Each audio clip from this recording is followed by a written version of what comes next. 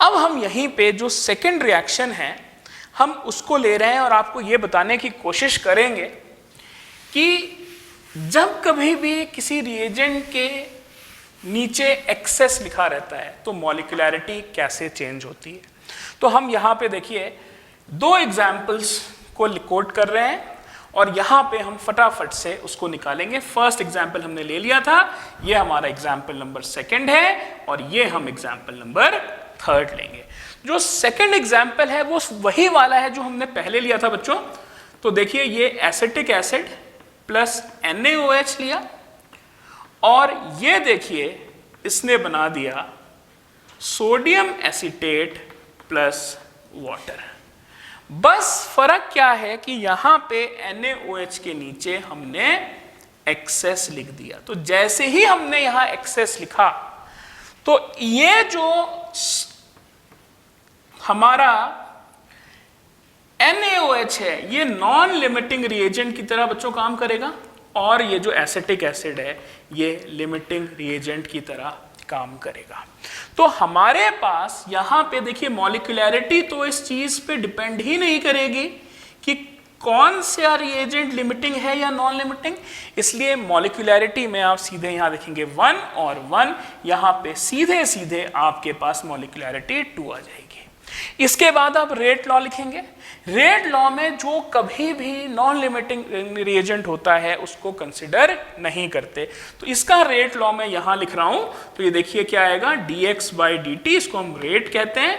K की concentration acetic acid और ये लिखा हमने NaOH, ये हमने लिखा NaOH। अगर क्लियर नहीं है तो इसको हम दोबारा यहां पे देखिए लिख देते हैं। तो ये हमारे पास आ रहा है dx/dt जिसको हम रेट कह रहे हैं is equal to K acetic acid की कंसंट्रेशन लिखेंगे आप और ये लिखा हमने NaOH। क्योंकि यहाँ पे NaOH is a non limiting reagent तो इसकी पावर हो जाएगी 0 और एसिटिक एसिड जो लिमिटिंग रिएजेंट है इसकी कोफिशिएंट जो है वो पावर में चले जाएंगे।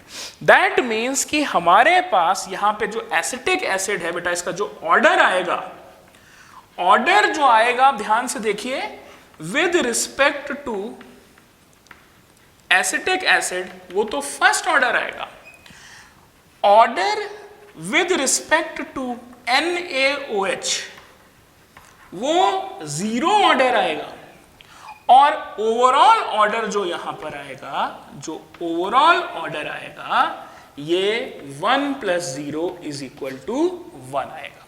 तो हम इस तरीके से निकालते हैं। आगे जाके मैं आपको बताऊंगा कि 0 ऑर्डर का एक्चुअली मतलब क्या होता है। उसमें आप कितने में NaOH की कंसंट्रेशन बढ़ा दीजिए या घटा दीजिए, जो रेट ऑफ रिएक्शन है उस पर कोई असर नहीं होता। तो ये इक्वेशनल फॉर्मेट्स थे इस चीज को निकालने के लिए कि हम एक्चुअली ऑर्डर कैसे निकालेंगे। अब देखिए तीसरी चीज है, पहली वाली इक्वेशन में NaOH के नीचे एक्सेस नहीं लिखा था तो वो लिमिटिंग था। दूसरी वाली इक्वेशन में हमने देखा कि NaOH के नीचे एक्सेस लिखा है और तीसरी वाली इक्वेशन में हम बेसिकली क्या करने वाले हैं, सोडियम एसीटेट की हाइड्रोलिसिस करने वाले हैं। तो हमें जो चीज मिलेगी वो मिलेगी बच्चों एसिटिक एसिड प्लस NaOH। और आप हमेशा जानते हैं, मैंने आपको रिपीटिशन में ये कराई थी चीज कि water is always in excess. ये कभी लिखा नहीं होता लेकिन आपको ये दिमाग में बात बैठानी है कि water is always in excess, hence क्या होगा, ये हमेशा NLR की तरह काम करेगा। तो इसमें देखिए ये लिमिटिंग हो गया सोडियम एसीटेट और ये हमारा NLR हो गया। और फिर से जो हम यहाँ पे मॉलिक्यूलैरिटी निकालेंगे वो 1 + 1 = 2 होगी, क्योंकि मॉलिक्यूलैरिटी लिमिटिंग और नॉन लिमिटिंग के केस पे डिपेंड नहीं करती। और जो हमारा ऑर्डर आएगा देखिए वो कैसे निकालेंगे। ऑर्डर क्या होगा कि एसिटिक एसिड की 1 हो जाएगा और इसका 0 हो जाएगा, तो जो ओवरऑल ऑर्डर आएगा बच्चों वो 1 आ जाएगा। जिस तरीके से हमने यहाँ पे निकाला है उसी तरीके से हम यहाँ पे निकालेंगे। अब हम केस बी में जा रहे हैं, जिसमें हमको ये चीज का पता करना पड़ेगा कि रिएक्शन अगर स्लो स्टेप के कारण हो रही है या फास्ट स्टेप के कारण हो रही है, तो उसमें से रेट डिटरमाइनिंग स्टेप क्या होगा। तो बेसिकली हमारे को लिमिटिंग और नॉन लिमिटिंग रिएजेंट निकालने के लिए जो हमारे पास केस बी आता है, उसमें हम इस चीज को निकालने की कोशिश करेंगे कि अगर कोई मल्टी स्टेप रिएक्शन है तो कौन सा स्टेप उसका ऑर्डर डिफाइन करेगा। तो हम यहां पे बच्चों केस बी में आ रहे हैं, ठीक है। और केस बी में आपके पास अगर बेसिकली कोई रिएक्शन है आपके पास और वो रिएक्शन कैसी है, it is the multi step reaction, it is multi step reaction. तो आप हमेशा ध्यान रखिएगा कि जैसे मैंने ए से बी बनाया और बी से सी बना, तो ये ए से सी के कन्वर्जन में आप देख रहे हैं कि जब मैं ए से सी का कन्वर्जन करूंगा तो यहां पे 2 स्टेप इन्वॉल्व है। ये देखिए स्टेप 1 है और ये देखिए स्टेप 2 है। लेकिन जो स्टेप 1 है इसमें जो ए से बी का कन्वर्जन है वो स्लो है, वो स्लो स्टेप है, और बी से सी का कन्वर्जन जो है वो फास्ट स्टेप है। तो 100% आप देख सकते हैं कि जो पहला स्टेप है यही रेट डिटरमाइनिंग स्टेप होता है।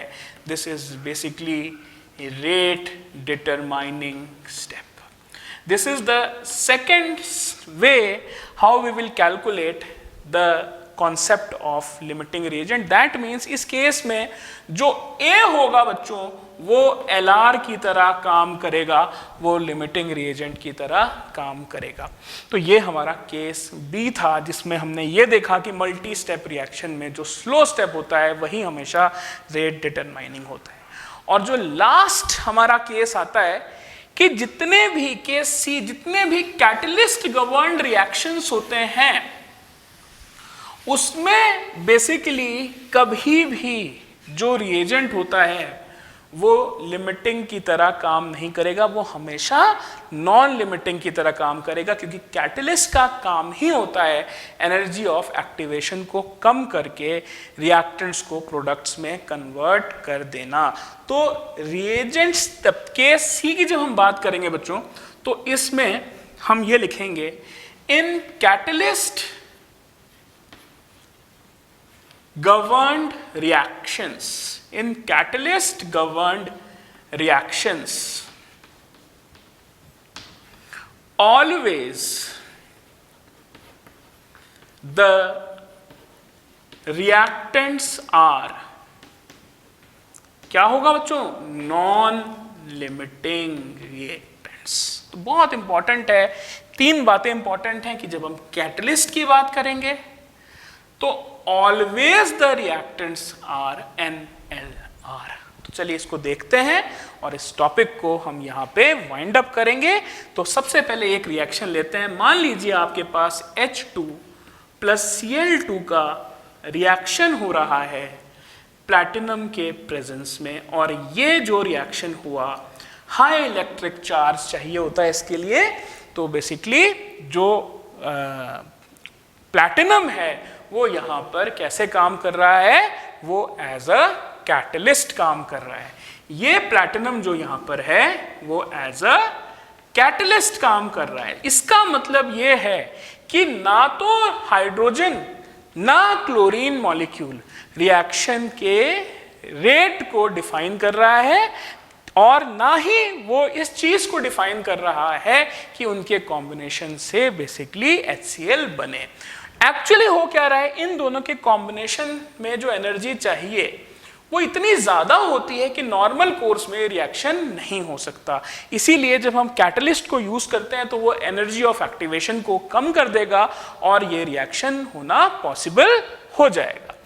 अब देखिए इसमें हम हमारे पास पहली चीज जो हमें निकालना है कि इसमें से लिमिटिंग और नॉन लिमिटिंग कौन सा है, तो पहली बात तो ये दोनों ही नॉन लिमिटिंग रिएजेंट्स हैं, ये भी नॉन लिमिटिंग है और ये भी नॉन लिमिटिंग रिएजेंट है।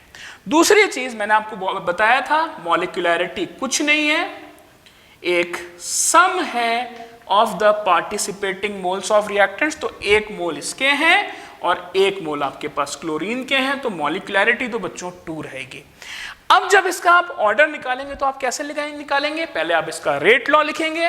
रेट लॉ जब लिखेंगे तो कैसे लिखेंगे, dx/dt। और क्योंकि ये दोनों ही नॉन लिमिटिंग हैं, इसका कोई लेना देना नहीं है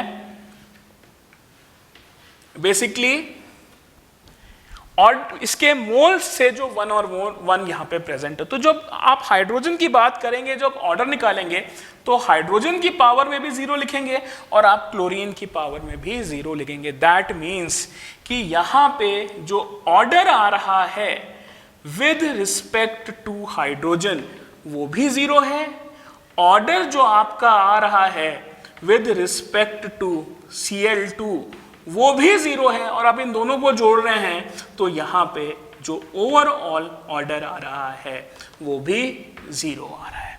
तो बेसिकली यहां पर मॉलिक्यूलैरिटी 2 आ रही है लेकिन ऑर्डर जो है वो 0 आ रहा है। तो इस टॉपिक में हमने ये सीखा कि कैसे हम लिमिटिंग रिएजेंट को नॉन लिमिटिंग रिएजेंट से पहचानेंगे। रिएक्शन अगर दे रखी है तो पहला काम हमें करना है कि लिमिटिंग और नॉन लिमिटिंग को पहचानना है।